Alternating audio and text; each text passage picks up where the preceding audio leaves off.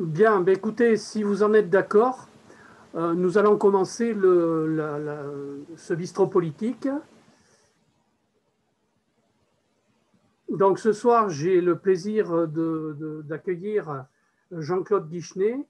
Comme vous l'avez pu le lire dans l'invitation, Jean-Claude est le délégué régional de la Ligue des droits de l'homme.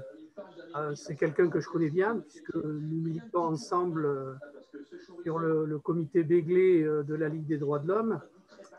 Donc Jean-Claude, bonjour. Merci donc d'être avec nous ce soir.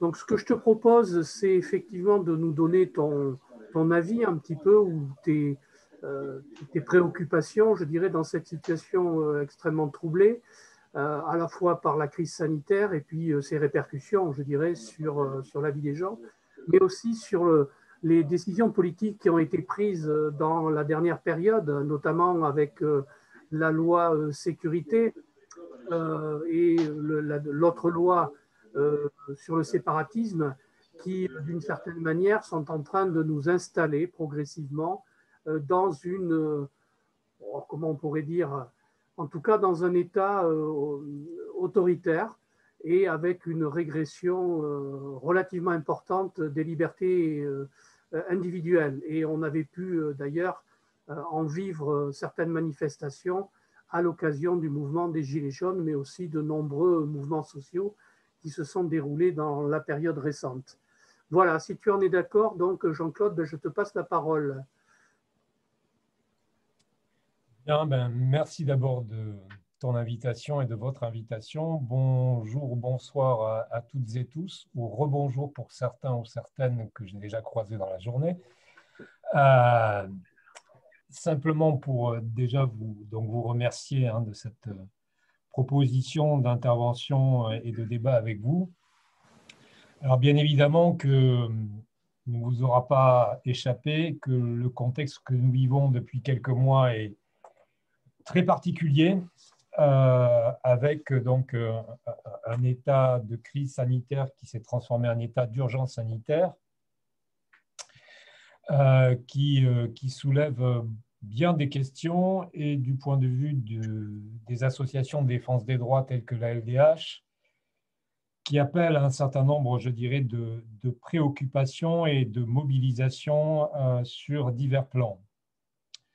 D'abord, je vais peut-être évoquer précisément les effets induits par la crise Covid et les interrogations que cela suscite pour nous en tant qu'association de défense des libertés et d'accès aux droits fondamentaux pour les personnes. Donc, il ne nous aura pas marqué que depuis donc maintenant quasiment un an, depuis le mois de mars dernier, nous vivons avec une succession ininterrompue d'états d'urgence sanitaire, qui est donc un régime d'exception qui octroie au pouvoir exécutif des pouvoirs, je dirais, quasi exceptionnels, puisqu'on vit dans un régime d'exception, mais qui se traduit surtout par la capacité donnée à l'exécutif de produire des lois sous forme d'ordonnances qui s'appliquent sans quasiment aucune forme, je dirais, de débat contradictoire du point de vue du Parlement, qui a effectivement à les adopter, à les voter et éventuellement de manière très marginale à les modifier ou à les ajuster.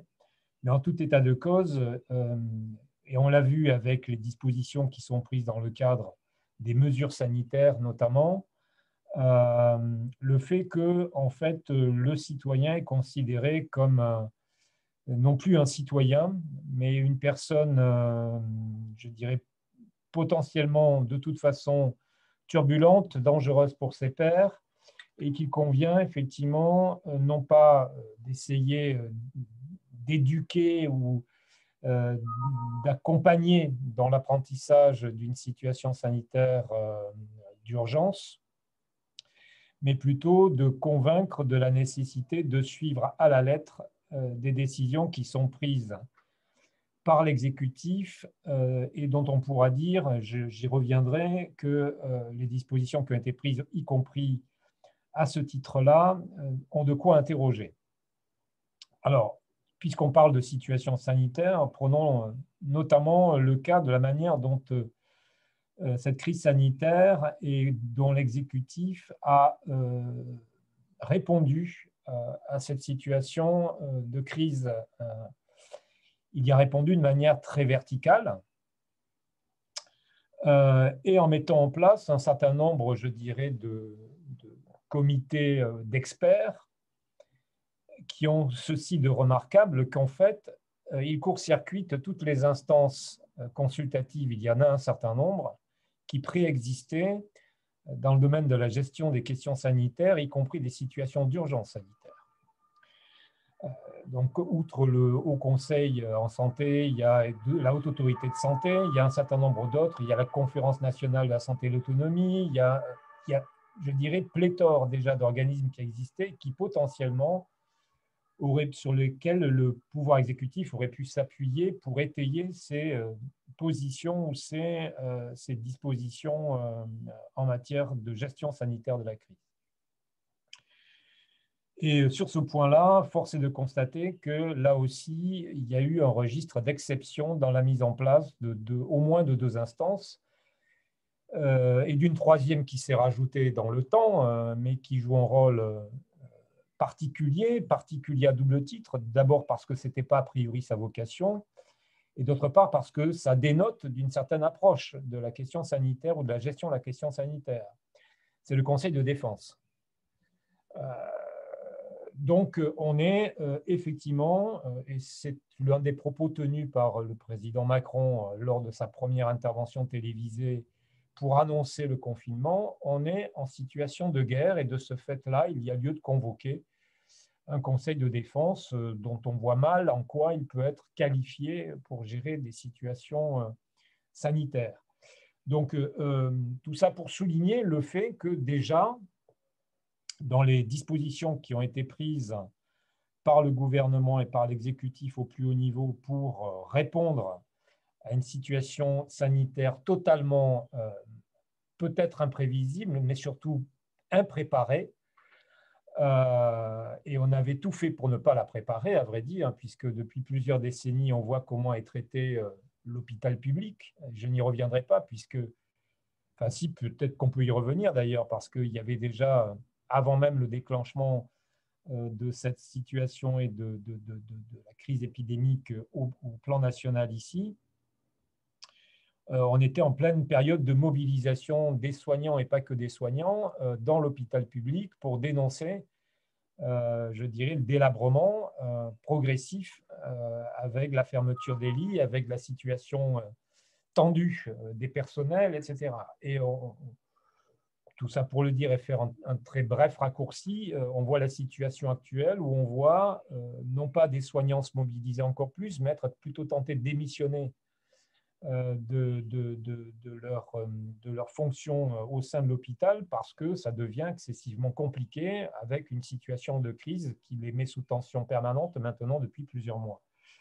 Donc, l'exécutif a essayé de répondre avec un Ségur de la santé, je dis bien à essayer, parce que malgré les annonces qui ont été données, il faut attendre les traductions budgétaires et on voit bien que les arbitrages budgétaires sont loin d'être à la hauteur des promesses de ce Ségur et qu'on va de toute façon avoir à affronter à nouveau une situation de tension dans le service public de santé. Voilà, et donc premier effet donc, de cette crise, première interrogation pour une association de défense des droits, c'est de souligner les divers régimes d'exception dont ce registre d'exception se couvre pour affronter une crise sanitaire. Régime d'exception avec un état d'urgence sanitaire, donc je le disais, régime d'exception à tout point de vue, y compris dans les modalités qui ont été prises ou choisies pour assurer ou accompagner les décisions de l'exécutif en, je dirais, outrepassant quelque part un certain nombre d'instances qui avaient vocation à, je dirais, conseiller l'exécutif. Et on voit même aujourd'hui d'ailleurs que le conseil scientifique présidé par M. Delfraissy, dès le mois de juillet 2020, a commencé à avoir des positions un petit peu nuancées. C'est un euphémisme par rapport aux souhaits de l'exécutif. Donc, on voit bien que les choses ne sont pas complètement claires de ce point de vue-là. Donc, premier point. Deuxième point, pour évoquer la question démocratique autour de cette gestion de crise sanitaire, c'est comme je le disais, plutôt que de faire le choix de responsabiliser les citoyens dans la gestion et toutes les structures intermédiaires, y compris les pouvoirs publics locaux, dans la gestion de cette crise, on a plutôt été tenté de leur imposer, je dirais, une certaine morale de comportement ou discipline de comportement, sans forcer à, je dirais, s'appuyer sur, là aussi, des instances qui existent au niveau territorial pour essayer de gérer cette crise. Il y a des instances qui sont faites pour ça. Il y a des conférences régionales de la santé et de l'autonomie. Il y a des commissions ou des conférences territoriales de santé qui existent dans les territoires où l'ensemble des structures et des professionnels de santé participent à ces structures-là, y compris les usagers de santé. Donc tout ceci a été fortement mis à l'écart et très peu mis à contribution, si ce n'est dans un délai excessivement court dans le cadre de la consultation sur le Ségur. Donc on voit bien que là-dessus, la démocratie en santé a pris du plomb dans l'aile. Et que effectivement ça interroge de ce fait-là sur la façon dont est gérée cette crise sanitaire. Donc premier point de préoccupation. Deuxième point de préoccupation à avoir avec les conséquences déjà directes et indirectes de la crise sanitaire. Conséquences directes, depuis plusieurs mois, effectivement, via l'ensemble des dispositions qui ont été prises par voie notamment d'ordonnances, en faisant remarquer d'ailleurs que plusieurs de ces ordonnances sont toujours en voie de ratification par le Parlement. Je souligne ce point-là parce que je n'ai pas jusqu'alors pas entendu de position sur les ratifications qui ont été posées d'un certain nombre d'ordonnances et donc de textes de loi pris par l'exécutif qui dérogeaient à la règle de droit commun. Or, il y a peut-être quand même à s'en soucier dès lors que la ratification peut signifier aussi d'introduire dans la règle de droit commun des dispositions qui relevaient de dispositions d'urgence ou de dispositions d'exception sur tout un tas de volets concernant les droits sociaux en particulier. Donc, je laisse ce point-là en suspension, mais c'est un point pour moi de préoccupation aussi. Donc, je disais les conséquences de la crise, puisque cette crise s'est traduite par un certain nombre de constats. Quels étaient ces constats ? Ces constats posent tout simplement sur les inégalités qui ont été aggravées et creusées par cette crise, y compris dans la manière de répondre pour les personnes potentiellement, je dirais, concernées ou vulnérables à ce virus, la façon dont les choses se sont passées et qui marque quand même un certain nombre, je dirais, de recul sur les modalités, sur les conditions d'accès aux droits, y compris au droit à la santé. Premier constat, les personnes les plus touchées aujourd'hui sont les personnes déjà les plus fragiles. Que sont ces personnes les plus fragiles ? On a vu ce qu'il en était de la situation dans les EHPAD, où on a effectivement contraint des personnes âgées à ne plus, y compris celles qui étaient d'ailleurs en train de mourir ou de se laisser mourir, on ne leur a pas donné, durant les premières semaines, la possibilité d'avoir quelques contacts que ce soit, y compris avec leurs proches. En tous les cas, parfois, certaines dispositions ou consignes ont été appliquées avec beaucoup de rigueur, voire une rigueur extrême dans les EHPAD, ce qui a conduit un certain nombre de personnes âgées, nous avons été alertés à ce sujet-là, à se laisser tout simplement mourir parce que privés de liens sociaux. Ça, c'est la première chose. Autre public potentiellement concerné, c'est toutes les personnes qui étaient déjà potentiellement vulnérables et qui se sont retrouvées quand même en obligation d'aller travailler, malgré des consignes de confinement, sans capacité de télétravailler. Et ça concerne cela plusieurs centaines de milliers de salariés en région Nouvelle-Aquitaine. Donc, tout ça pour vous dire qu'il y a, et on est toujours dans cette situation-là, hein, d'ailleurs, il y a pas mal de personnes vulnérables potentiellement du fait de leur situation de santé ou du fait de leurs caractéristiques en termes de santé qui fait qu'elles sont potentiellement plus vulnérables au virus que d'autres personnes et qui pour autant sont tenues d'aller travailler et n'ont pas de capacité ou possibilité de recourir au télétravail. Sachant qu'y compris pour les personnes qui avaient la capacité de télétravailler, autant vous dire que si les cadres ou certaines professions étaient particulièrement bien lotis, ont été ravis de pouvoir étendre leur plage de télétravail parce que c'était plus confortable, un certain nombre pour d'autres personnes, en particulier des personnes, je dirais, qui participent de tâches plus exécutives, elles se sont retrouvées dans des contraintes pas possibles, je dirais, d'avoir à gérer le télétravail dans des logements exigus, avec le gamin qu'il fallait en même temps scolariser par visioconférence avec des cours. Bon, bref, c'était des situations, je pense en particulier aux familles monoparentales et aux femmes notamment. Donc, on voit bien que devant cette situation-là, tout le monde n'a pas été sur le même plan, traité sur le même plan et n'a pas eu la possibilité de traverser de la même manière et avec les mêmes contraintes je dirais, des obligations qui étaient des obligations de travailler ou de télétravailler dans des conditions qui étaient des conditions relativement faciles à supporter.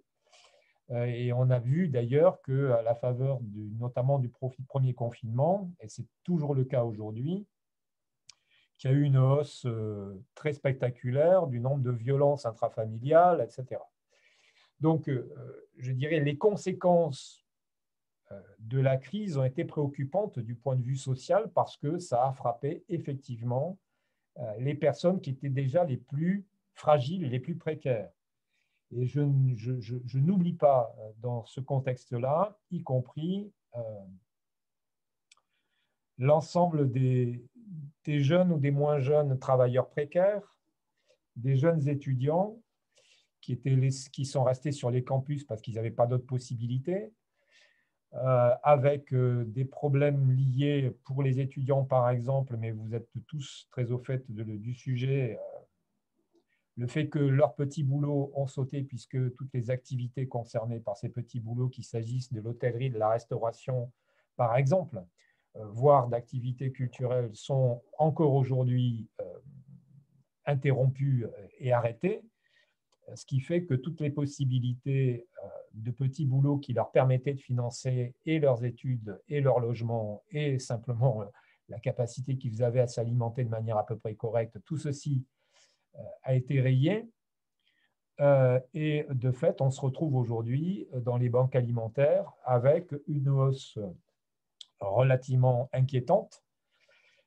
Et le terme relatif, je dirais, est à prendre aussi avec beaucoup de nuances parce que ce n'est pas très relatif du tout. Hein. C'est une situation brutale du point de vue social avec notamment des jeunes et des populations que les banques alimentaires ou les restos du cœur n'avaient pas l'habitude de voir et qui se retrouvent effectivement à mendier leur pitance quotidienne pour pouvoir subvenir à des besoins qui sont des besoins fondamentaux. Donc, on voit bien que cette crise, par ses conséquences, encore aujourd'hui, a des répercussions sociales qui n'ont pas fini, je dirais, de se faire ressentir, et sans compter, je dirais, y compris les personnes qui se sont retrouvées au chômage ou qui ont dû interrompre leur activité pour certaines d'entre elles. Voilà, je dirais, ceci nous fait dire que du point de vue de l'accès aux droits sociaux, cette crise est quand même un facteur de très vive inquiétude parce que elle creuse encore plus, s'il en était besoin, des inégalités qui étaient déjà prégnantes avant la crise. Donc ça, c'est le deuxième point de préoccupation. Le troisième point de préoccupation a à voir avec effectivement le registre des libertés publiques. Donc de ce point de vue-là, je dirais la préoccupation est d'autant plus à la mesure que on a un peu l'impression qu'il y a malgré tout dans l'opinion publique de manière générale une forme, sinon de consentement, du moins d'habitude prise à des restrictions progressives de liberté dès lors qu'elles s'inscrivent dans une situation qui est socialement reconnue comme une situation d'urgence ou une situation d'exception.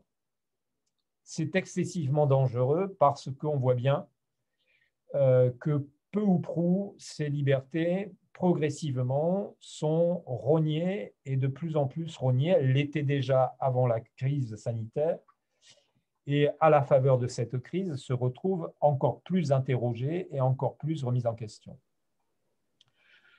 Donc effectivement, le confinement en soi a été une épreuve, je dirais, majeure de réduction des libertés, puisque effectivement, étant confiné, c'est-à-dire assigné à domicile, c'est une mesure qui est loin d'être neutre du point de vue des libertés, et donc on en a vu les effets très rapidement. Alors certains s'en sont réjouis, il y avait effectivement des motifs de réjouissance, moins de pollution, moins de bruit, voilà, on a redécouvert la nature, y compris en ville. Néanmoins, on s'aperçoit quand même bien que ce registre d'exception a quand même, au-delà du confinement, a eu un certain nombre, je dirais, de répercussions sensibles sur ce registre des libertés en contraignant les libertés de rassemblement, de réunion, les libertés également de création, puisqu'il y a toute une partie de l'activité qui relève de la culture et des arts qui est aujourd'hui encore en souffrance. Et donc, on voit bien qu'il y a derrière cela un certain nombre de questions qui sont posées, qui ont d'ailleurs été très clairement identifiées par différentes autorités ou juridictions, y compris le Conseil d'État, même si on peut le trouver assez souvent très conciliant par rapport à l'exécutif. Néanmoins, il y a eu un certain nombre de points d'alerte posés par le Conseil d'État sur les risques associés à la pérennisation d'une forme d'état d'exception ou de régime d'exception imposé par l'état d'urgence. Mais on en est là, puisque depuis le mois de mars dernier, successivement, l'exécutif et le Parlement ont prorogé cet état d'urgence sanitaire avec toutes les dispositions qui ont trait, au moins pour l'instant jusqu'au 1er juin 2021. Donc, il y a effectivement un point d'interrogation à ce sujet-là et pour le dire plus crûment, tout ce qui s'est passé depuis le mars 2020 va dans le sens, et on le voit encore actuellement, d'une réduction assez radicale des libertés publiques et d'une réduction aussi des contre-pouvoirs démocratiques. Au moins en substance, c'est ce qui se dessine à travers un certain nombre de dispositions législatives qui sont encore aujourd'hui en cours de discussion. Ce qui me fait faire la transition avec une actualité plus récente, effectivement. Il y a eu des mobilisations tout au long, je dirais, des mois qui sont passés depuis au moins la rentrée dernière. Sur le projet de loi sécurité globale, je ne vous refais pas le dessin, mais je pense que vous êtes tous au fait. Des risques, je dirais, que représente ce texte de loi. Alors, on a beaucoup parlé de l'article 24, mais Il n'y a hélas pas que l'article 24 et il n'y a pas hélas que ce texte de loi. Il y a aussi des dispositions réglementaires qui ont été prises encore durant l'automne et qui, notamment, je pense à ces décrets-lois qui sont passés, à ces décrets qui sont partis, les 3 décrets qui ont été votés, qui étendent, je dirais, le registre d'un certain nombre d'informations portées dans des fichiers de police et de gendarmerie, qui vont jusqu'à recenser les opinions politiques, religieuses, syndicales ou appartenances syndicales des personnes. Bon, je dirais tout ceci va dans le sens d'une surveillance accrue et de moyens accrus donnés aux forces de police et au pouvoir administratif pour effectivement surveiller les risques de dérapage de citoyens qui se montreraient plus ou moins virulents par rapport à ce que l'on entend par le maintien de l'ordre public. Donc, on est avec la loi sécurité globale dans ce registre-là, et à ceci s'ajoute à cette actualité un nouveau projet de loi qu'on en a appelé pendant un temps séparatisme, qui est devenu un projet de loi confortant le respect des principes de la République, qui là aussi renforce non seulement les pouvoirs de l'exécutif et les pouvoirs de l'administration en contournant le pouvoir judiciaire. Et là, je parle devant aussi une association, donc les libertés associatives sont très clairement interpellées et menacées par ce texte de loi. Quand on impose, quand on entend vouloir imposer plus exactement à des associations la signature d'un contrat d'engagement républicain qui intègre certes un certain nombre de valeurs requalifiées en principe de la République. Alors, on entend mieux le terme de principe au plan juridique que celui de valeur, qui est difficilement définissable du point de vue juridique. Néanmoins, bon, il y a quand même des valeurs qui sont inscrites dans la Constitution et donc qui ont force de loi. Mais donc, ce contrat d'engagement républicain intègre, y compris au-delà des principes de principes que l'on peut admettre sans difficulté, intègre un principe de sauvegarde ou de respect de l'ordre public. Ils ont évacué le terme de sauvegarde fort heureusement d'ores et déjà, parce que, je veux dire, on voit mal comment on pourrait instrumentaliser à ce point des associations en voulant en faire des gardiennes de l'ordre public. Dire qu'on transforme la sauvegarde en respect, c'est déjà une chose, mais qu'est-ce que ça veut dire que le respect de l'ordre public pour des associations qui ont vocation, par essence, à interpeller la puissance publique avec des modes parfois opératoires qui peuvent prêter à interprétation du point de vue de ce que l'on entend par maintien de l'ordre public, notamment dès lors qu'on demande à des préfets ou à des responsables d'administration de juger de la façon dont telle ou telle association, de par son objet ou de par ses activités, respecte l'ordre public. Donc on voit bien que derrière ça, on passe, je dirais, d'une relation qui était une relation de confiance, qui avait d'ailleurs été enclenchée à travers la mise en place de chartes d'engagement réciproque entre l'État, des collectivités territoriales et des représentants du monde associatif, qui existent dans différents territoires, y compris à l'échelle régionale en Nouvelle-Aquitaine. Donc, on passe d'une relation de confiance sur la base de respect d'un certain nombre de principes, de valeurs, etc., à une relation, clairement, qui est une relation de défiance. Et ce qui vaut pour ce texte de loi le vaut également dans le registre sécuritaire, puisqu'on part d'une conception de la sûreté publique. La sûreté, c'est la façon dont on garantit pour le citoyen qu'il ne soit pas victime d'abus de la part du pouvoir policier de l'État, à une relation de sûreté de l'État qui voit le citoyen comme menace potentielle à la préservation de son pouvoir. Donc, il y a complètement, je dirais, on est en train de glisser subrepticement à une forme d'inversion totale des principes de ce que sont à la fois le respect des principes d'équilibre des pouvoirs dans ce pays, entre le pouvoir exécutif, législatif et judiciaire, d'une part, sous couvert, encore une fois, d'état d'urgence, mais on voit bien que la pente qui est prise est une pente qui est glissante et qui nous semble, quant à nous, fort dangereuse. Et d'autre part, sur une relation qui questionne sur l'état de confiance et de défiance réciproque entre le pouvoir exécutif et le citoyen. On a bien vu la bérésina en termes de participation aux élections municipales en 2020, avec des taux de participation qui ont jamais été rencontrés ou connus pour ce scrutin-là. On avait habituellement des participations qui étaient au moins égales à 60% du nombre d'électeurs qui participaient à ce scrutin-là. Là, on est plutôt à 60% d'abstention, ce qui a de quoi interroger et ce qui présage assez mal d'ailleurs des prochains scrutins qui vont venir dans les prochains mois, à savoir des élections départementales et régionales, où on voit toujours en embuscade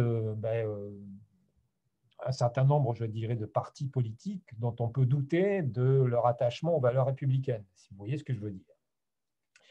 Et on les voit bien qu'effectivement, dans ce registre, la façon dont le pouvoir exécutif aujourd'hui considère le citoyen ne va pas, semble-t-il, arranger l'état de confiance de l'opinion, d'une partie en tous les cas assez large de l'opinion par rapport au pouvoir, même si au demeurant, la cote de popularité du président et du Premier ministre semble se porter relativement bien aujourd'hui. Enfin, quand je dis bien, c'est tout relatif. On est à peu près à 40%, si on en croit les derniers sondages d'opinion dans ce registre-là. Mais néanmoins, il y a quand même fortement, je dirais, une préoccupation à avoir sur cet état de défiance. Le politique regrettait systématiquement la défiance dont il est l'objet de la part du citoyen. Je pense que le citoyen peut d'ores et déjà, et sans aucune difficulté, au vu de ces nouvelles dispositions, en tous les cas de ce qui se trame, s'interroger sur l'état de défiance du politique à son égard. Et on voit bien que le fait soit d'infantiliser, soit de, entre guillemets, criminaliser le citoyen ou en faire un suspect potentiel dans différents registres, a de quoi miner fortement l'état de notre démocratie, en tous les cas, ce que l'on ose encore qualifier de démocratie dans notre pays. Donc, c'est un point très, très dur, je dirais, de préoccupation pour la Ligue des droits de l'homme aujourd'hui, ce constat de fait que, je dirais, aujourd'hui, il y a une vraie cassure entre le pouvoir politique, au moins s'agissant de l'exécutif, au plus haut niveau de l'État, et le citoyen ou les corps intermédiaires que constituent les associations, les syndicats et autres. Et donc, pour nous, aujourd'hui, on est actuellement sur ce combat-là, c'est-à-dire à la fois sur essayer encore de faire entendre, si tant est que ce soit possible, je dirais, les craintes qui sont les nôtres au regard du projet de loi sécurité globale et du registre sécuritaire dans lequel semble vouloir s'enfermer de plus en plus l'État, en tous les cas. Et d'autre part, ce registre de méfiance et sous couvert de renforcer le respect des principes républicains, ce que l'on renforce surtout, c'est la défiance je dirais, du pouvoir et de l'État de manière générale et du pouvoir exécutif en particulier vis-à-vis du citoyen, avec un projet de loi qui en soi n'apporte rien de vraiment nouveau, je dirais, dans l'horizon. Parce que tous les aspects, et c'est une loi assez fourre-tout au demeurant, mais tous les aspects qui sont abordés dans ce projet de loi sont déjà couverts par des textes, y compris s'agissant de la lutte contre certains groupuscules intégristes, etc. Je dirais que, preuve en est, il y a eu récemment des dissolutions d'un certain nombre d'associations considérées comme intégristes par l'État, ou en tous les cas qui ne respectaient pas certains principes de la République laïque. ces associations ont été dissoutes. Il n'y a pas eu besoin d'une nouvelle loi pour les dissoudre. Qu'est-ce qu'on vient nous servir? Un nouveau projet de loi qui renforce certes des sanctions.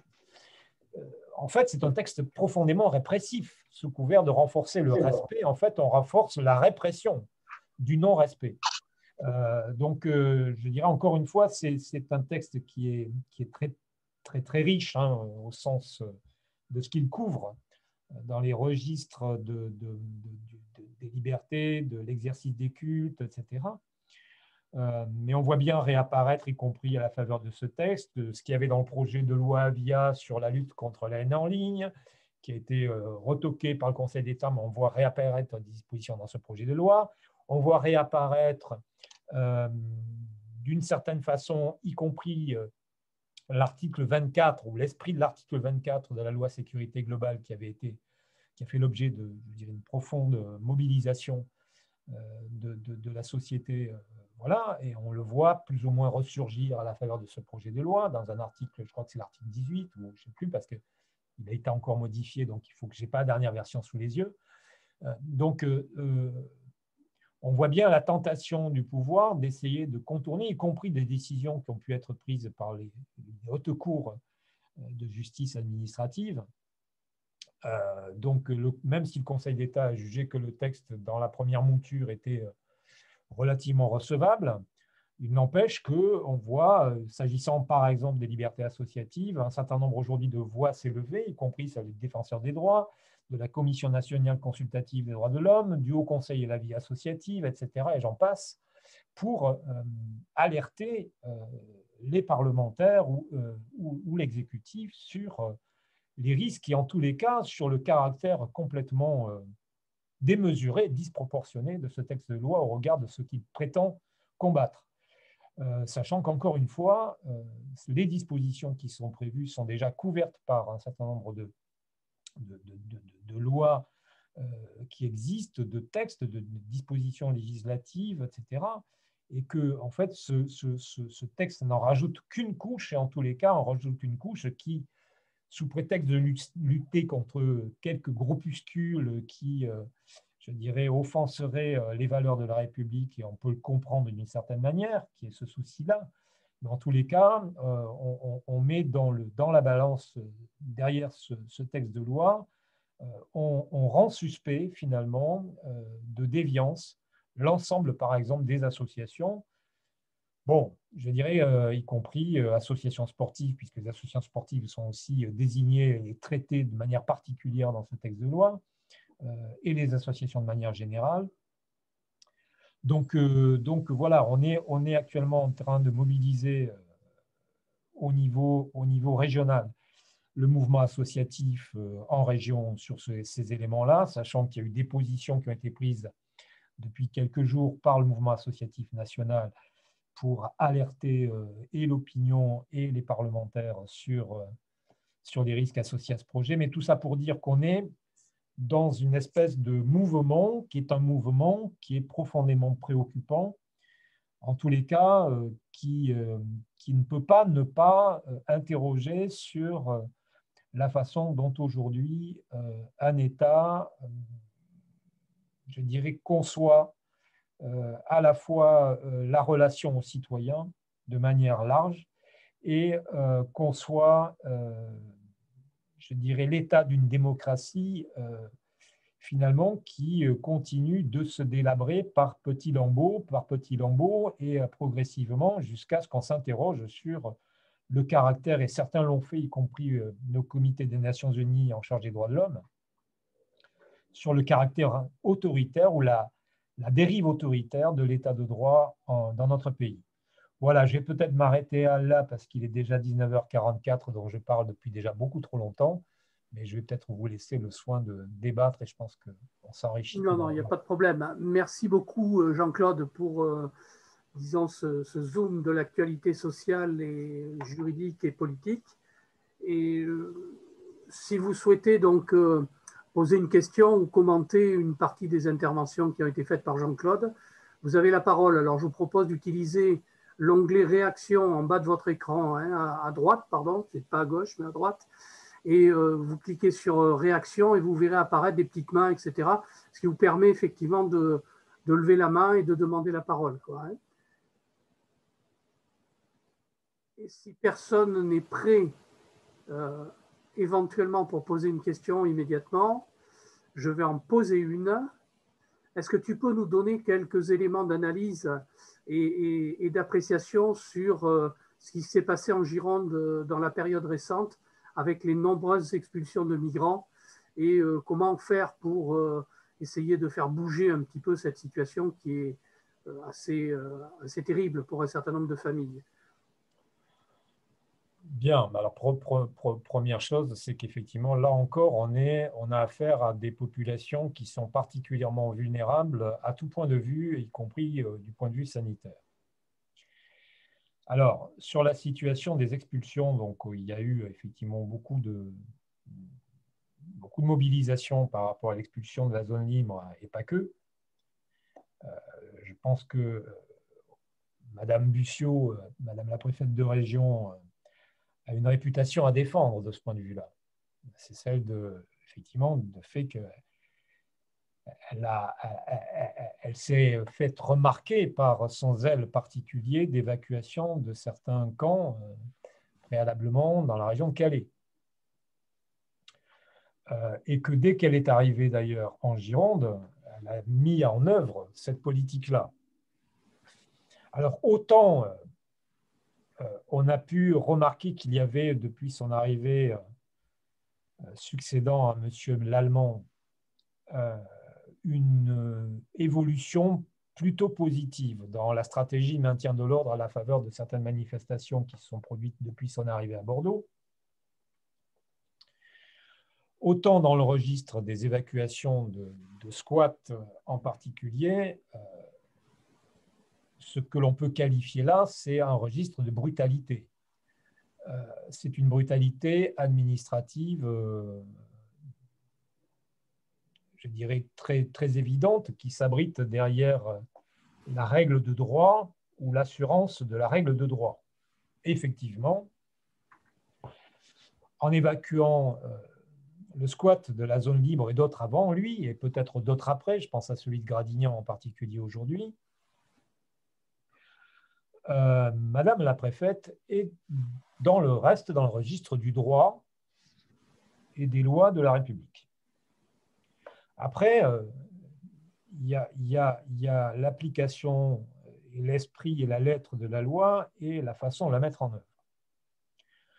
L'évacuation du squat de la zone libre était déjà prévisible depuis plusieurs mois. Donc, depuis plusieurs mois, l'État, en lien avec les collectivités et les associations, et avec les personnes concernées, avait toute latitude pour prendre des dispositions, je dirais, de prévenance et de bienveillance par rapport à ces personnes, c'est-à-dire grosso modo de leur dire voilà, on va être obligé d'évacuer le squat et on va vous proposer un certain nombre de solutions. Force est de constater que ça n'a pas été le cas. Force est de constater qu'il n'y a pas eu, comme cela avait été promis, je dirais, de véritable diagnostic social. Force est de constater que l'évacuation du 11 février aux premières heures du matin a de fait marqué un arrêt brutal et radical à des démarches d'insertion ou des insertions qui étaient déjà effectives pour les personnes ou les familles concernées. Force est de constater que ça a remis en question et contraint, et cela contraint aujourd'hui nombre de familles, personnes, enfants, à reprendre à zéro tous les efforts d'insertion qu'ils avaient pu déjà entreprendre ici même dans l'agglomération bordelaise ou en Gironde. Donc, force est de constater que l'État a, par son comportement et la façon dont il a géré cette situation-là, non seulement agi avec brutalité, mais ensuite compromis bien évidemment l'accès à des droits fondamentaux, compromis des parcours d'insertion effectifs, et que de ce fait-là, il a violé les règles de décence et de respect de la dignité des personnes et de respect de la règle de droit. Donc, on est clairement dans une situation où, bien évidemment, il y a eu une saisine du défenseur des droits, en tous les cas, c'est en cours, et que, de ce point de vue-là, la préfète est une illustration parfaite de ce que je disais préalablement. C'est-à-dire cette espèce de méfiance et je dirais, de volonté de marquer une autorité publique sans considération ni des personnes, ni des corps intermédiaires ou des associations qui, en l'occurrence, étaient mobilisées pour accompagner ces personnes. Qu'on accuse d'ailleurs, les dites associations, qu'on accuse d'être à l'origine du problème parce qu'elles encouragent les personnes à venir et aller dans les squats. Ce qui est quand même, je dirais, une manière assez honteuse, je dirais, d'inverser la responsabilité qui incombe à l'État. Je dirais que c'est à l'État de s'assurer du fait que quand il y a expulsion, on garantit aux personnes le respect ou le maintien, leur maintien dans une situation, dans le respect de la dignité et dans le respect d'un accès aux bases qui relèvent du droit fondamental, droit au logement, droit à l'éducation, droit au travail, etc. Et donc, de ce point de vue-là, je dirais, l'évacuation du squat de la zone libre est un scandale total. C'est un scandale, non pas du point de vue, on pourrait s'opposer à la règle de droit, mais la loi, elle est ce qu'elle est, on peut la dénoncer et on la combat. Il faudra la combattre, puisque la loi n'est jamais qu'un compromis social, hein, je dirais, un compromis même politique à un moment donné. Ce qu'il faut constater, c'est que quand même, et ce n'est pas nouveau, mais on ne voit guère de lueur d'espoir comme quoi ça pourrait s'arranger, au moins à court terme, c'est que effectivement, aujourd'hui, la question migratoire est devenue une question qui pose problème et dont il faut à tout prix se débarrasser. Et donc, quand on dit ça, c'est comment on se débarrasse des migrants. Voilà. C'est quand même assez hallucinant de constater que Madame la préfète a découvert le 11 février que des gens qui étaient des demandeurs d'asile pouvaient être hébergés en CADA, quoi. On leur a trouvé des places en centre d'accueil pour demandeurs d'asile. Au miracle, mais que faisaient-ils dans le squat? Donc, c'est vraiment l'illustration comme quoi l'État n'a pas fait son boulot. Et non seulement, quand il prétend l'avoir fait, il le fait, je dirais, non seulement en dépit du bon sens, mais surtout en dépit des règles qui sont supposées respecter à la fois et les droits et la dignité des personnes. Ce qui est, je dirais, inacceptable et il est compréhensible que des personnes, des citoyens se soient émus de cette situation. Et il y a de quoi. Donc, pour l'instant, on se mobilise, mais je dirais encore une fois, hein, cette question-là des squats, ça fait au moins depuis 10 ans que ça dure sur l'agglomération bordelaise. Ça fait des années et des années que ça dure et qu'à chaque fois et à chaque expulsion, on en est à la crise de panique, on en est aux pleurs et à la brutalité, on en est, voilà. Je dirais que ça, à chaque fois, d'autant plus douloureux qu'à chaque fois, on a toujours l'impression que ça se fait dans une panique totale pour tout le monde, sauf manifestement pour l'État qui, lui, nous dit être dans son bon droit et que, ma foi, il y a une décision de justice et que, ma foi, il y a une plainte de propriétaire et que, ma foi, il y a ceci, il y a cela. Il y a toujours une bonne raison pour faire, mais pour faire mal. Et pour faire encore une fois, je dirais, sans considération des personnes. C'est-à-dire que là, c'est une application mécanique, autoritaire, très zélée d'une règle de droit qui, effectivement, mériterait peut-être, compte tenu de ce que cela suppose et de ce que cela induit pour les personnes, un minimum de précaution, me semble-t-il. En tous les cas, je dirais, l'État est pris en défaut de non-prévenance et je dirais, d'impréparation, mais en tous les cas de volonté de ne pas préparer les personnes à cette situation-là, à cette évacuation-là, ni les structures qui s'étaient mobilisées pour les accompagner. Donc, je dirais encore une fois, la préfète ne fait pas confiance, se méfie des associations, refuse toute forme de dialogue, parce que depuis son arrivée, on ne peut absolument plus discuter avec le service en charge des migrants. Il n'y a plus aucun contact direct, plus de possibilité de médiation de quoi que ce soit. Là où auparavant, y compris sous M. Lallemand d'ailleurs, c'était encore possible.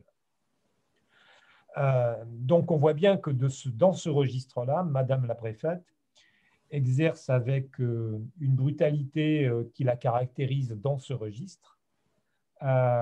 Toute l'autorité de l'État, rien que l'autorité de l'État, une autorité qui est de fait non pas, je dirais, respectueuse de la règle de droit, mais est en fait respectueuse surtout d'une certaine conception de l'État républicain, qui est une conception très autoritaire, au moins dans ce registre, ce qui nous laisse à penser que ça ne va guère arranger la situation ni des personnes qui sont en particulier souvent, dans la plupart des cas, pour ces squats, des personnes en situation, je dirais, administrative toujours plus ou moins délicate, mais ce n'est pas parce que leur situation administrative est délicate au regard de la loi qu'il ne faut pas considérer leur situation de personne et d'être en humanité, en dignité. Donc, autant vous dire que, ben oui, on est mobilisé sur ce sujet-là aussi, et que la difficulté, c'est qu'on aimerait bien provoquer une mobilisation. D'ailleurs, il y a un courrier qui est en cours de préparation à l'adresse du président de Bordeaux Métropole pour essayer de faire en sorte que les élus qui ont eu au moins, eux, qui ont été élus par le citoyen, qui effectivement sont en place parce qu'il y a eu un scrutin et qui les a désignés, ce qui n'est pas le cas de Madame la préfète, qui a été nommée, ce qui devrait l'induire à une certaine forme d'humilité quand même vis-à-vis de pouvoirs publics locaux avec lesquels elle devrait pouvoir composer plus que de marquer son autorité et de prendre en otage finalement des autorités locales qui n'en peuvent mais et elles font parfois ce qu'elles peuvent dans la panique encore globale. On a vu que la ville de Bordeaux effectivement avait pris le jour de l'expulsion un certain nombre de dispositions, qu'ils ont publié très récemment là, une motion, je crois, pour prendre en considération la situation des mineurs non accompagnés par en particulier. Mais tout ça pour dire qu'on est dans un registre qui va encore, je crains fortement, pas simplement nous mobiliser, mais nous amener à constater effectivement une dérive qui est une dérive, encore une fois, là, dangereuse. Mais tout ça pour dire qu'on a affaire à un système un petit peu général qui a tendance à frapper un petit peu sur ceux qui sont déjà les plus démunis, les plus faibles, à considérer ceux qui les accompagnent ou qui les aident comme des suspects en puissance, ou en tous les cas des menaces potentielles à l'ordre public, là où il y aurait lieu peut-être de composer et d'essayer de trouver des solutions en bonne intelligence avec les uns et les autres et les pouvoirs qui sont ceux des uns et des autres. C'est très regrettable parce que cela ne nous présage rien de bon pour les mois et les années à venir. Alors, il y a, comment il s'appelle, pardon, il y a Edmond Fruinsols, excuse-moi de la prononciation, donc qui nous demande en fait avec quelles autres associations humanitaires la LDH travaille-t-elle et est-ce que tous les préfets ont la même réaction que celle de la Gironde? Alors, avec qui on travaille pour cette situation-là, on travaille avec pas mal d'associations. Hein. Je dirais, il y a la CIMAD, l'ASTI, AREV, Médecins du Monde, entre autres. Il y a beaucoup de citoyens aussi individuels qui sont des citoyens hébergeurs solidaires. Donc, pour cette situation-là, gestion des squats, etc., il y a effectivement une mobilisation collective. Et on est loin d'être les seuls, on est loin souvent d'être les plus compétents, hein, mais par rapport à certaines situations. Il y a également le DAL qui est mobilisé. Il y a beaucoup d'associations. Ce qui veut dire qu'il y a beaucoup de citoyens potentiellement aussi qui sont sensibles à ces questions-là. J'ai oublié l'autre terme de la question. Oui, est-ce que c'est la même chose dans les autres départements? Alors, est-ce que les préfets ont tous les mêmes attitudes partout? Alors, les préfets, je vais répondre en sens inverse, les préfets n'ont pas la même attitude partout pour la bonne et simple raison que c'est surtout l'agglomération bordelaise qui subit ces situations-là. Parce que l'agglomération bordelaise, effectivement, se caractérise par un nombre de squats non négligeable. Et que, effectivement, dès son arrivée, je pense que Mme Bussiot, si elle était nommée préfète de la Gironde, et préfète de Nouvelle-Aquitaine, mais surtout préfète de la Gironde, ce n'est pas non plus complètement par hasard. Donc, effectivement, il y a une situation spécifique à la Gironde et une situation particulière liée à la manière dont la préfète de Gironde gère cette situation. Par rapport aux autres départements, par exemple, de Nouvelle-Aquitaine, il y en a 12, on n'a pas ce même profil-là parce que, effectivement, les situations en termes d'occupation des squats sont moins problématiques. Il y a d'autres situations en Gironde qui soulèvent quelques questions encore aujourd'hui. Par exemple, la manière dont sont traités des travailleurs agricoles étrangers en Médoc, qui ont aussi squatté, qui vont être évacués d'un squat très certainement, je crois que c'est à Arsac, mais auxquels ni les employeurs ni les collectivités n'ont proposé d'hébergement alternatif. Et c'est quand même, je dirais là aussi, un constat regrettable de dire que, effectivement, ce sont des personnes qui participent à l'économie locale et que ce travail-là, indépendamment du fait qu'il est mal payé, parce que ça passe par des sociétés de services, etc., bon, c'est un peu compliqué, c'est le fameux travailleur détaché, vous savez,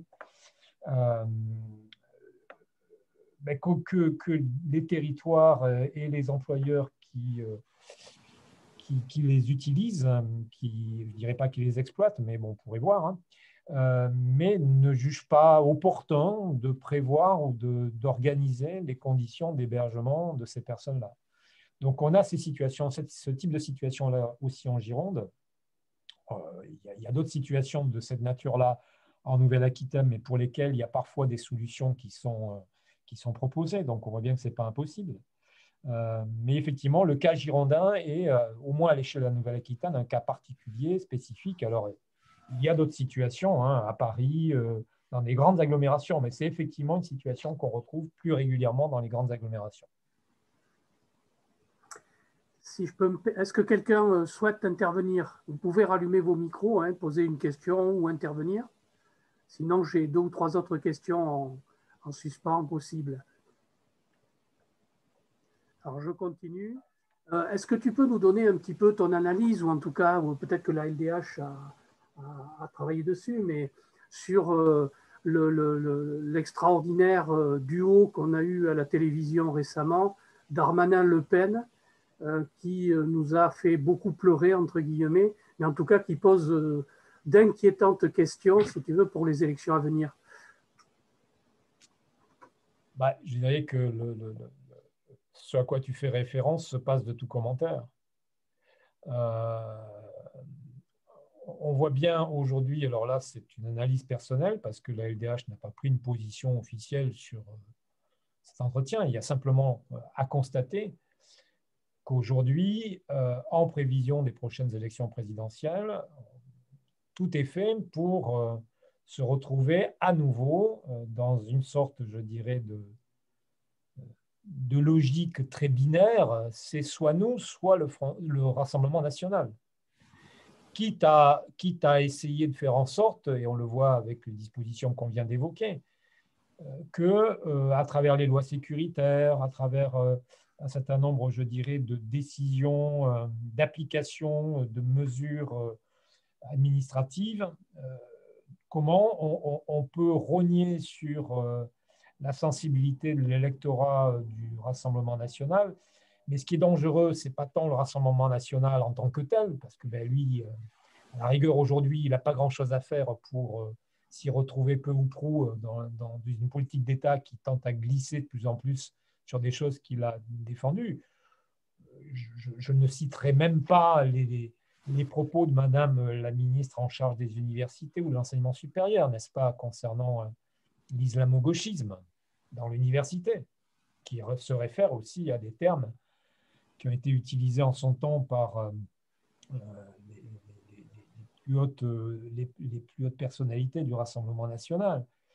Mais ce qui est préoccupant, c'est la façon dont les idées mêmes du Front national se répandent dans la société française.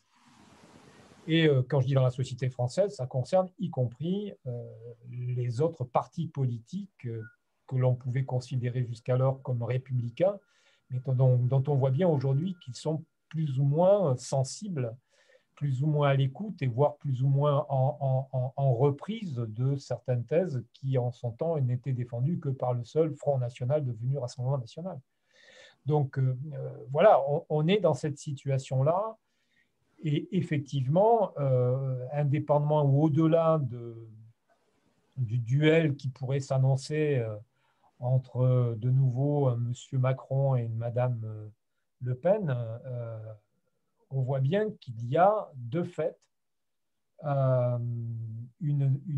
dérive à travers le caractère de plus en plus autoritaire qu'a l'État d'affirmer ses pouvoirs vis-à-vis du citoyen de manière générale, de dénoncer certains contre-pouvoirs, de stigmatiser telle ou telle catégorie de population, en particulier la population musulmane, quelle qu'elle soit, sous prétexte de dérives intégristes, etc. Mais encore une fois, je dirais il y a des dérives intégristes dans toutes les religions. Hein. Je dirais, c'est pas, on a connu à Bordeaux les catho-intégristes. Est-ce que ça avait, voilà, on se rappelle de ça aussi chez nous. Donc, je dirais, c'est pas l'apanage des seuls musulmans, même si effectivement, depuis quelques années, il y a eu des événements dramatiques qui ont marqué, sous couvert de cette religion, voilà, qui ont marqué la société française. On voit bien qu'il y a quand même une dérive d'ensemble qui fait le jeu, effectivement, du Rassemblement national et des idées du Rassemblement national. Donc, il y a effectivement de quoi être très inquiet par rapport à cette tendance-là.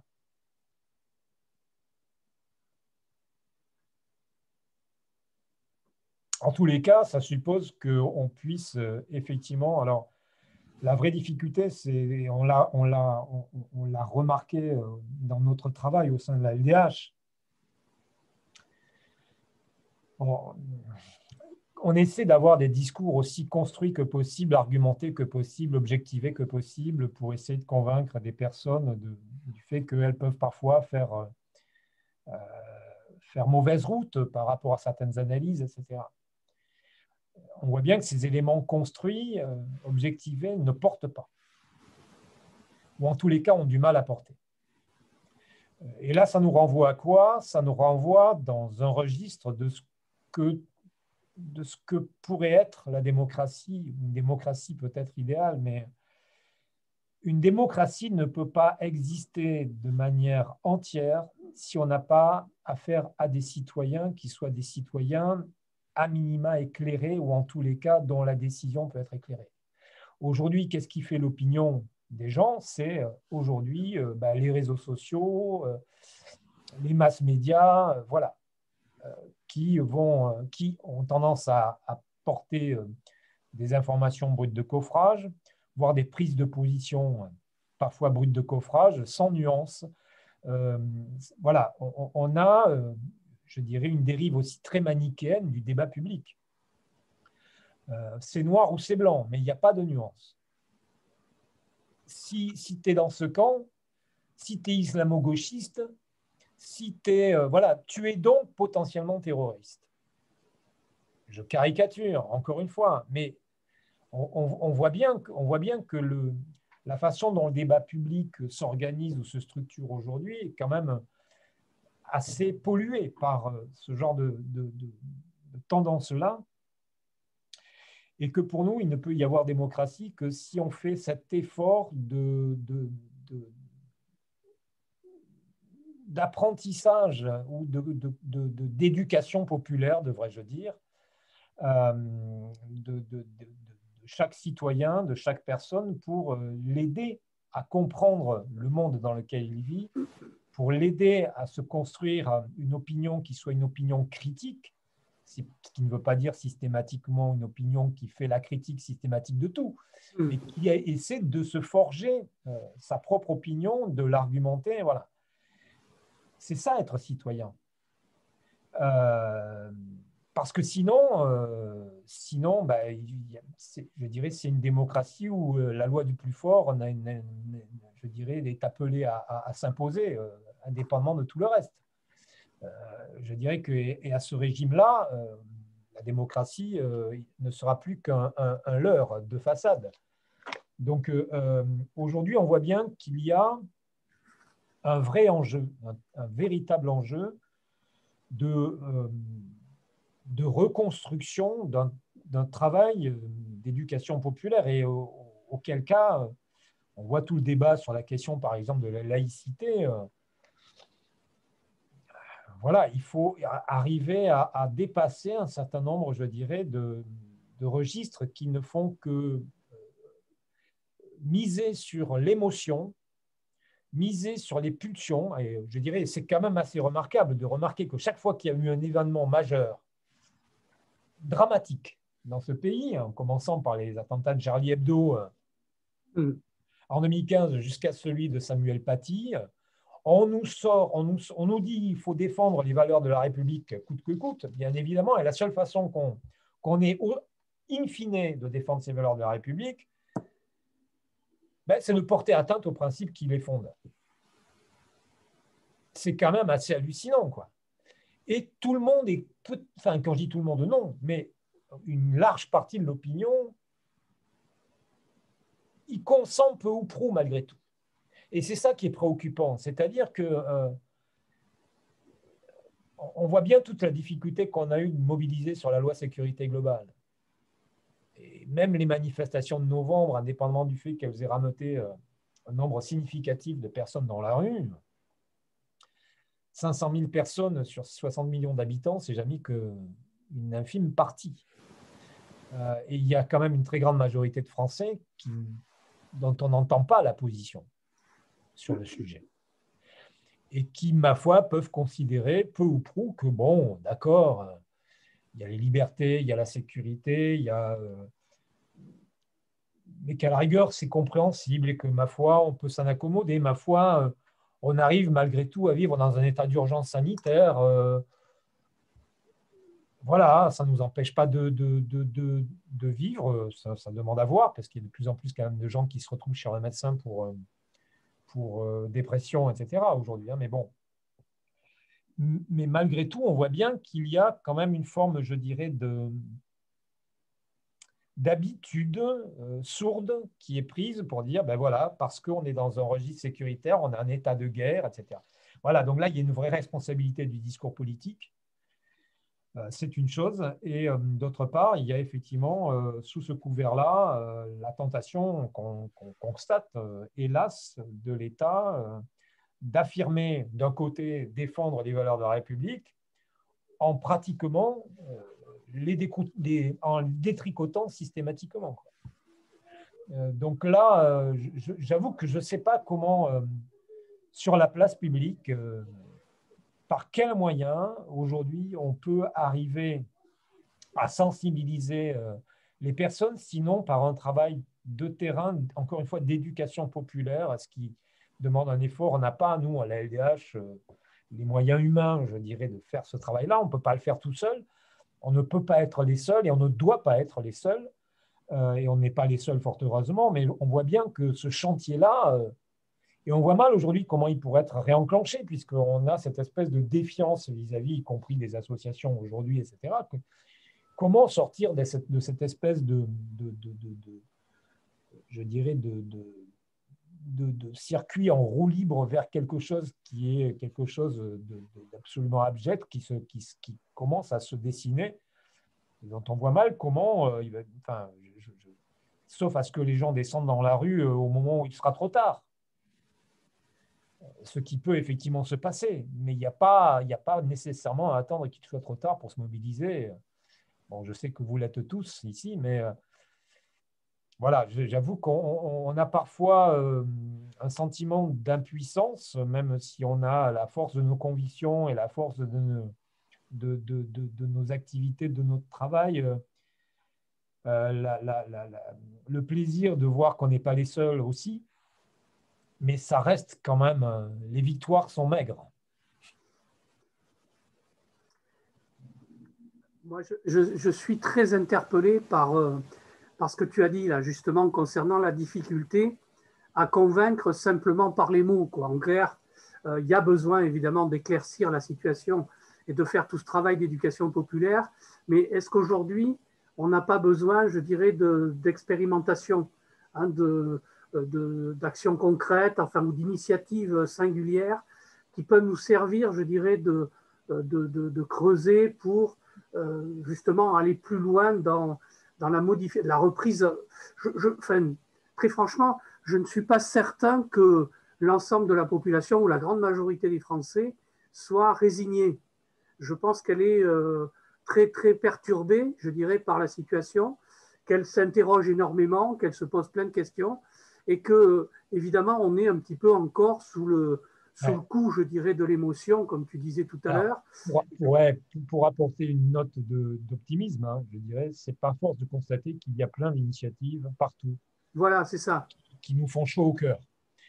Y compris, tu vois, par exemple, l'exemple de la zone libre, il y a beaucoup de gens qui se mobilisent, il y a des gens qui ont offert des hébergements, etc. Donc, c'est pas que les gens soient totalement ni inconscients, ni indifférents. Je crois. Mais je pense qu'il y a une certaine forme parfois de résignation, je dirais, qui s'impose parce qu'on a l'impression de se battre contre un rouleau compresseur. C'est vrai, tout à fait. Et que c'est épuisant. Je dirais, c'est épuisant pour ceux qui luttent au quotidien par rapport à ça. Donc c'est vrai, alors j'ai expérimentation, mais il y a plein d'expérimentations. Moi, ce que je crains aujourd'hui, c'est que ces fameuses expérimentations, toutes ces initiatives solidaires de citoyens, ben, elles sont sanctionnées, elles sont visées par le pouvoir d'État, le pouvoir exécutif. T'as qu'à voir la mobilisation de Cédric Herrou à la Roya, etc. Enfin, lui et d'autres, je dirais l'espèce de harcèlement administratif et judiciaire dont ils ont été l'objet.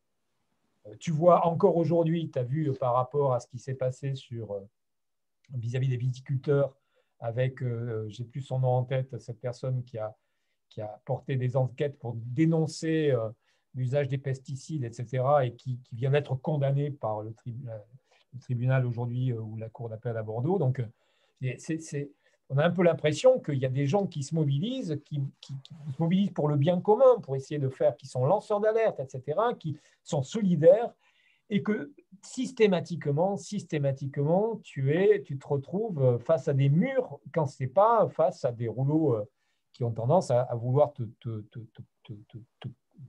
dissuader de poursuivre ce combat-là. C'est quand même hallucinant, quoi. Je crois qu'il y a Line qui voulait poser une question. Et puis ensuite, regarde aussi le chat parce qu'il y a une question qui est posée au travers du chat. Line, vas-y à toi, ouvre ton micro. Hop, et hop.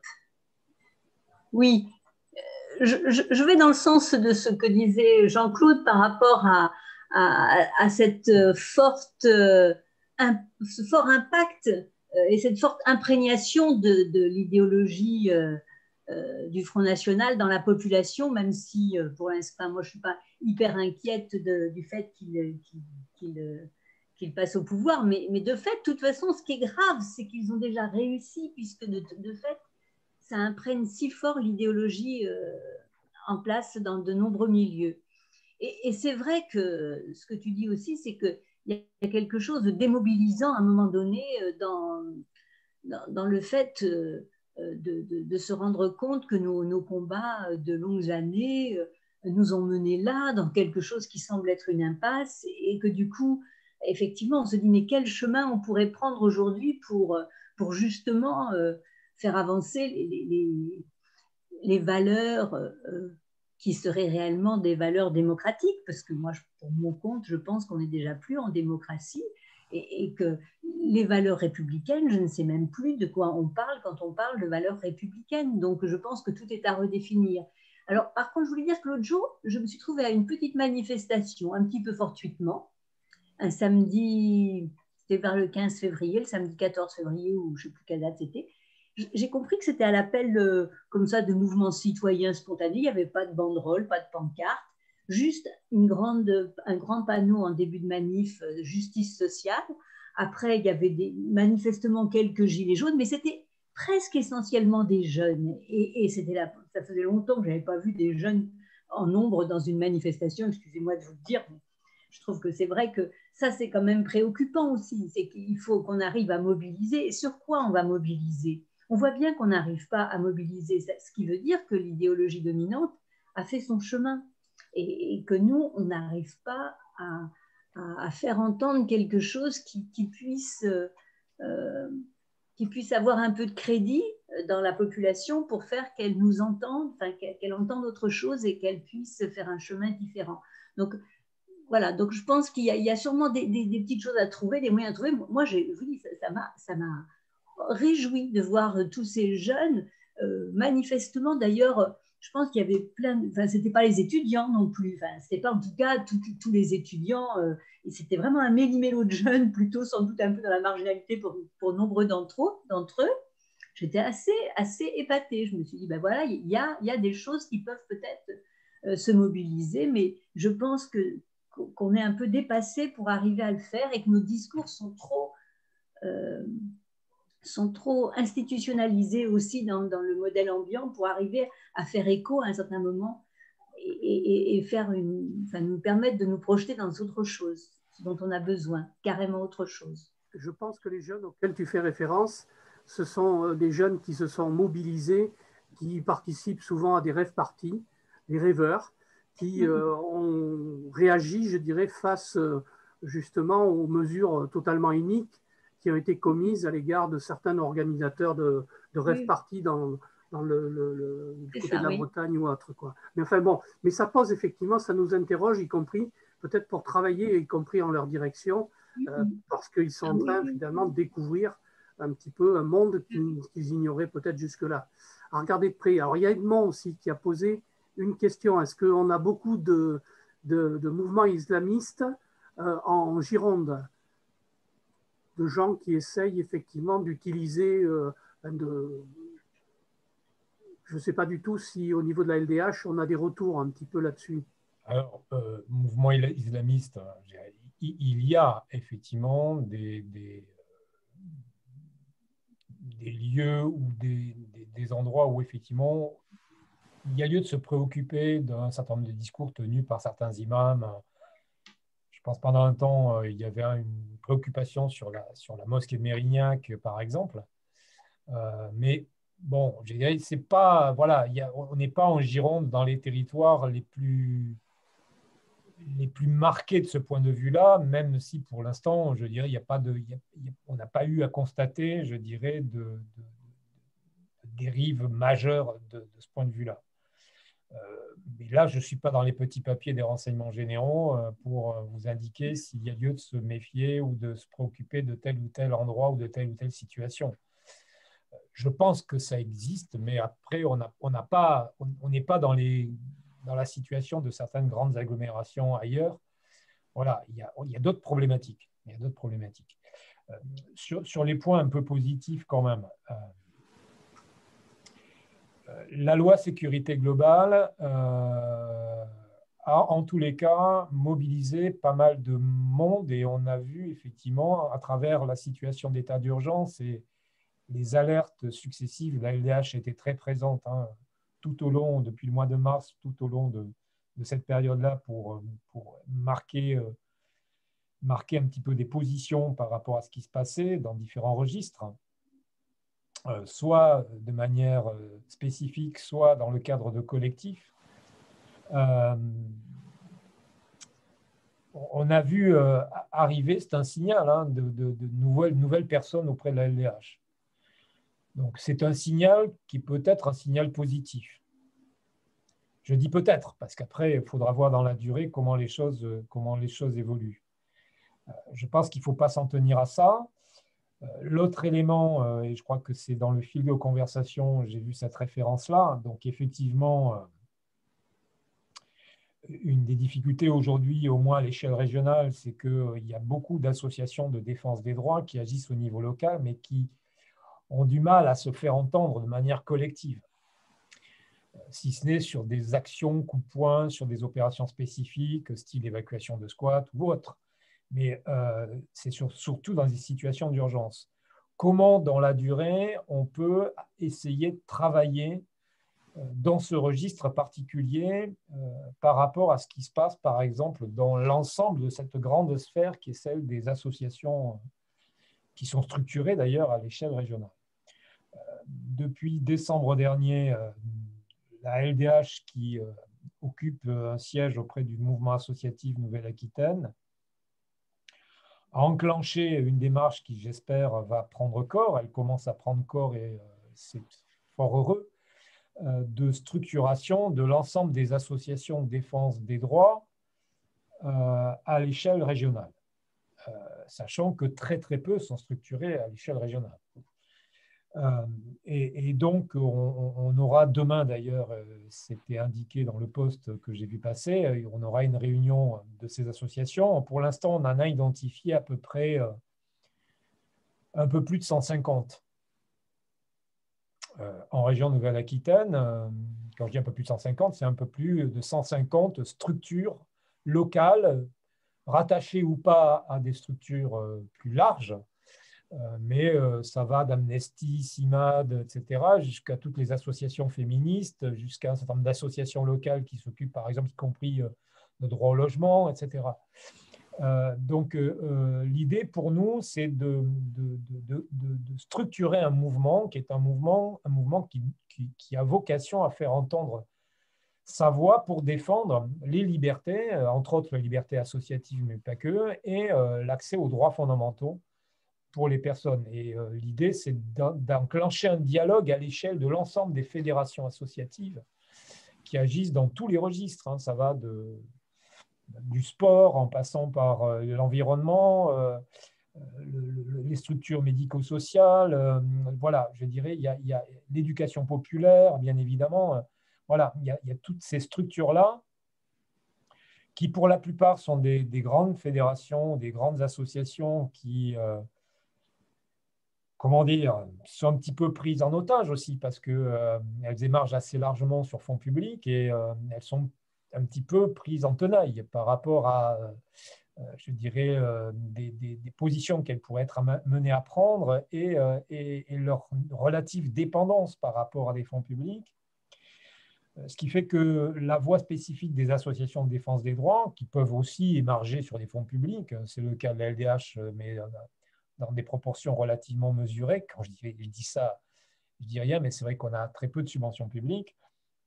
Il y aura les rigueurs, on ne va pas les rechercher systématiquement, mais des associations qui peuvent avoir une plus large liberté de parole, ou en tous les cas, qui peuvent avoir la légitimité de s'exprimer sur un certain nombre de registres qui ont à voir avec la démocratie, les libertés et l'accès aux droits de manière générale.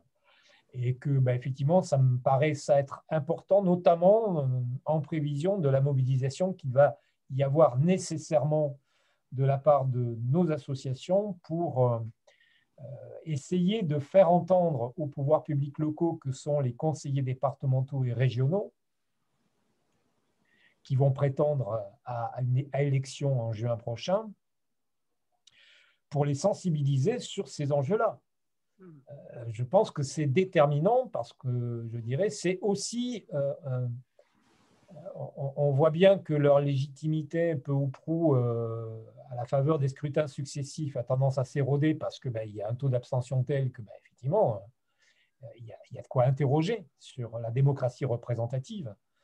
Donc, comment on essaie de travailler la démocratie au-delà des scrutins électoraux pour faire en sorte que cette démocratie soit active sur le terrain, au quotidien, en s'appuyant sur des relais associatifs qui sont là aussi pour ça, y compris pour défendre les valeurs qui sont celles de la République. Il y a liberté, égalité, fraternité. Une fois qu'on a dit ça, comment on fait vivre concrètement et au quotidien ces valeurs-là et comment on essaie de peser sur la décision publique et comment on essaie de participer à la décision publique ou de la co-construction de politiques publiques.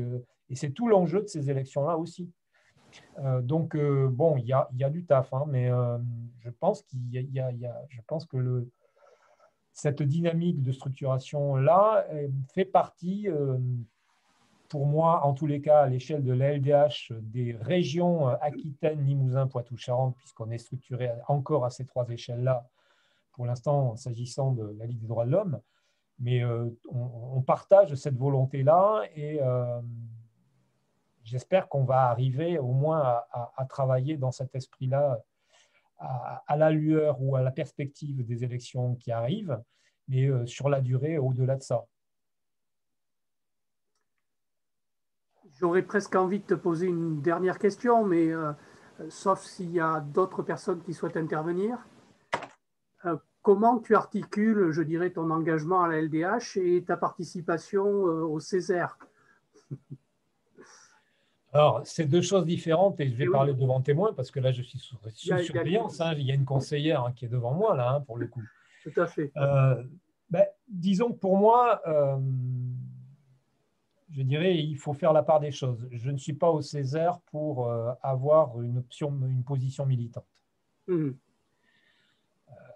Par contre, je suis au Césaire pour essayer de synthétiser des positions, des échanges qui sont entretenus au sein du Césaire. Le Césaire, je ne sais pas si tout le monde sait ce que c'est, mais en tous les cas, c'est la société civile organisée à l'échelon régional, qui comprend effectivement à la fois des représentants du monde de l'entreprise au sens patronal du terme, des représentants de syndicats de salariés et des représentants de la vie collective avec beaucoup d'associations, avec des universitaires, etc.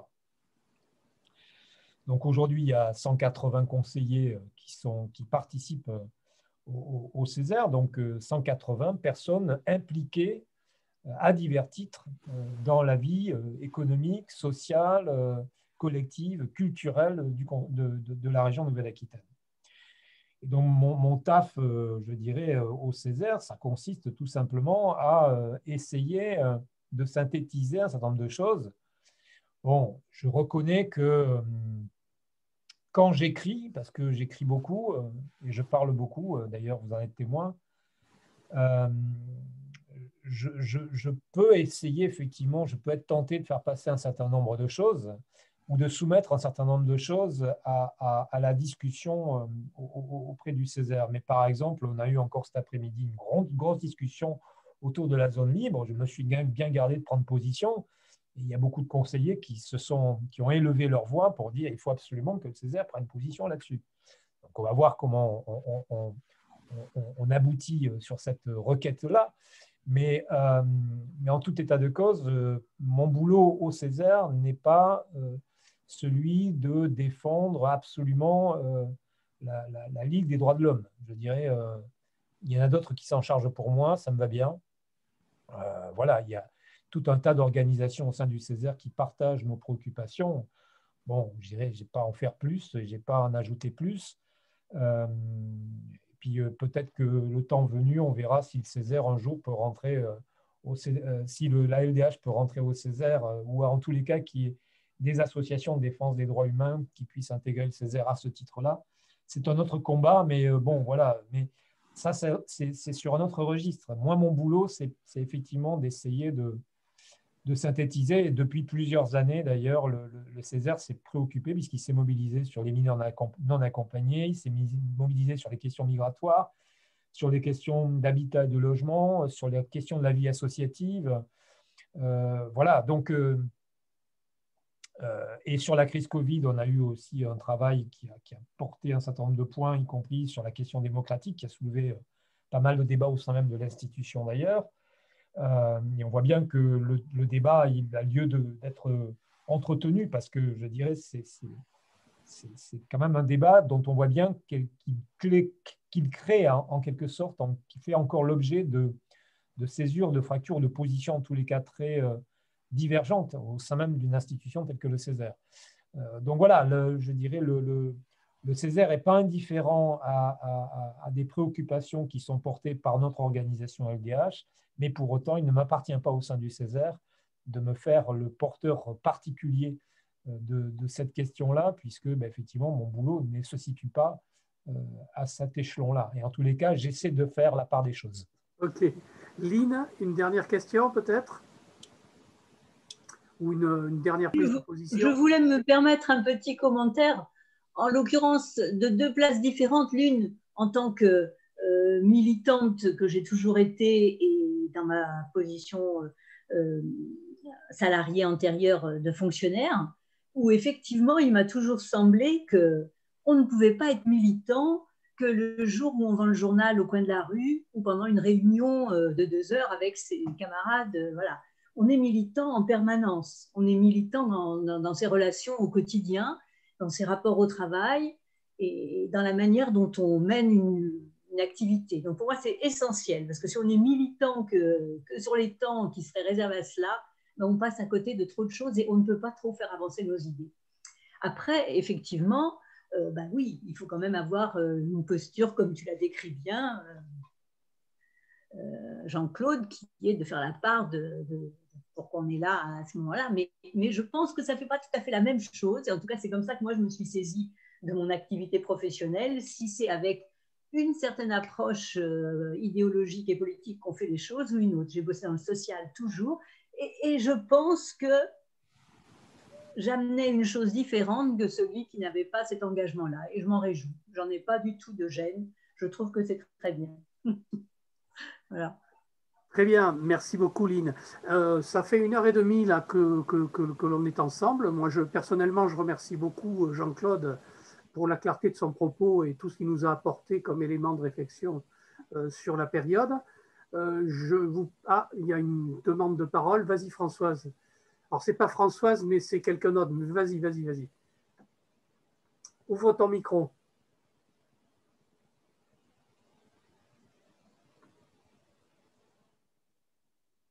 Alors, si c'est moi. oui, c'est toi. Oui. Non. Je voulais juste mettre une petite main à Jean-Claude Guichenet et je me suis trompée. Bon, mais c'est pas grave. Bravo. Merci. Jean-Claude, on te laisse le dernier mot et puis on va se séparer pour ce soir en tout cas. Mais le dernier mot, c'est pour vous dire que la LDH, bien évidemment, n'est pas toute seule et qu'on compte sur vous aussi pour partager nos combats. Que c'est important pour une association comme la nôtre d'agir dans un cadre collectif et qui nous appartient, mais pas tout seul, je dirais, de porter un certain nombre, je dirais, de valeurs et d'attachement à ce qui fait encore le sens de notre esprit républicain, hérité de la Révolution française, en tous les cas de la Déclaration des droits de l'homme et du citoyen de 1789, et que pour moi, le fait de défendre ce socle-là de liberté, droits fondamentaux qui sont indissociables. On ne peut pas d'un côté défendre le droit au logement sans forcément se préoccuper du droit à l'éducation, du droit à l'alimentation, du droit à un certain nombre de choses, y compris de l'accès à l'état de citoyen plein et entier pour un certain nombre de populations qui aujourd'hui en sont toujours exclues, alors qu'ils résident dans notre pays, ce qui peut-être éviterait certaines dérives communautaristes aussi, faire sentir aux personnes qu'elles sont pleinement et entièrement membres de la collectivité nationale. C'est un combat, je dirais, important et que pour moi, c'est un combat d'avenir. Je vois mal comment on peut aujourd'hui concevoir le monde d'après que certains ont qualifié comme tel dans le cadre de notre crise sanitaire actuelle, sans se référer à ce socle de droit, sans essayer de trouver une boussole qui nous manque tant aujourd'hui, où on a un peu l'impression qu'on est parfois en manque de sens, en manque de perspective, en manque de récit. Je dirais qu'il y a peut-être autre chose que le récit transhumaniste apporté aujourd'hui pour faire entrevoir aux générations futures auxquelles on va laisser une situation bien compliquée malgré tout, le fait qu'il y a lieu de construire et de construire sur des bases qui soient des bases qui nous réjouissent, qui nous emportent, qui nous mobilisent et qui nous font sentir qu'on est utile là où on est pour ce que l'on est, c'est-à-dire quelles que soient ses origines, ses opinions, ses croyances, etc. Et je crois que ce combat-là, on est sur une planète et je pense que c'est intéressant aussi pour l'LDH de rechercher à travailler systématiquement aujourd'hui avec tout ce qui est du registre du savoir. J'évoquais tout à l'heure le fait pour nous, il me paraît de plus en plus nécessaire de réhabiliter ce lien entre le citoyen et sa relation à la connaissance et au savoir. Ce n'est pas qu'une affaire d'experts. Ça ne peut pas être qu'une affaire d'experts. C'est pour ça que d'ailleurs, je vous annonce, mais j'espère qu'on va pouvoir le mener à bien cette année. On va essayer d'organiser une rencontre, un débat sur le thème science, démocratie, science en démocratie, avec des représentants du monde scientifique, du monde de la recherche, du monde universitaire. Parce que je sais qu'il y a ce combat-là, cette intention-là qui est portée par certains universitaires, y compris à Bordeaux. Je pense à des gens comme Barbara Stiegler, par exemple. Je pense que c'est important de leur faire sentir qu'ils ne sont pas, eux non plus, tout seuls dans leur univers, livrés à, là aussi, une entreprise de démolition en règle avec, là encore, la loi de programmation de la recherche qui n'arrange rien, avec des propos qui sont tenus par une ministre qui sont complètement consternants. Et je crois qu'effectivement, la crise Covid a aussi révélé à la fois l'espèce d'amalgame qui est fait autour de cette question scientifique et du monde de la recherche. Je crois qu'Étienne Klein a écrit un excellent bouquin aussi là-dessus, il y a quelques mois de ça. Je pense qu'il faut nouer ce dialogue-là entre des associations militantes sur la défense de la liberté, des libertés, la défense de la démocratie. Et une démocratie ne peut être vivante que si on donne aux citoyens des clés de compréhension du monde dans lequel il vit, encore une fois. Et que ces clés de compréhension, il faut faire l'effort de le porter. Et que il y a des gens dont le boulot est effectivement de se creuser la tête pour essayer de comprendre et qu'on a besoin effectivement de leur apport, qu'on a besoin de leurs éclairages. Voilà, si tant est qu'on soit encore dans l'esprit des Lumières aujourd'hui, peut-être faut-il essayer de faire cet effort-là malgré tout. Donc oui, c'est une note d'espoir et je me dis qu'il y a tout à construire ou à reconstruire, en tous les cas, qu'il y a beaucoup de choses à faire en travaillant autour de la question des libertés et des droits fondamentaux, et que c'est une excellente boussole pour l'avenir. Et encore faut-il qu'on puisse tenir, mais je pense que j'ai confiance aussi dans notre capacité de mobilisation. Absolument. Merci Jean-Claude, merci à tous et à toutes. Il est vraisemblable que lors de notre prochain bistrot politique, on ait comme invité un représentant ou une représentante du Secours populaire français. Compte tenu de ce que tu as évoqué, je pense que ça mérite qu'on y passe un peu de temps. Merci Jean-Claude, bonne soirée à tous et à toutes et à bientôt. Bonne soirée, au revoir.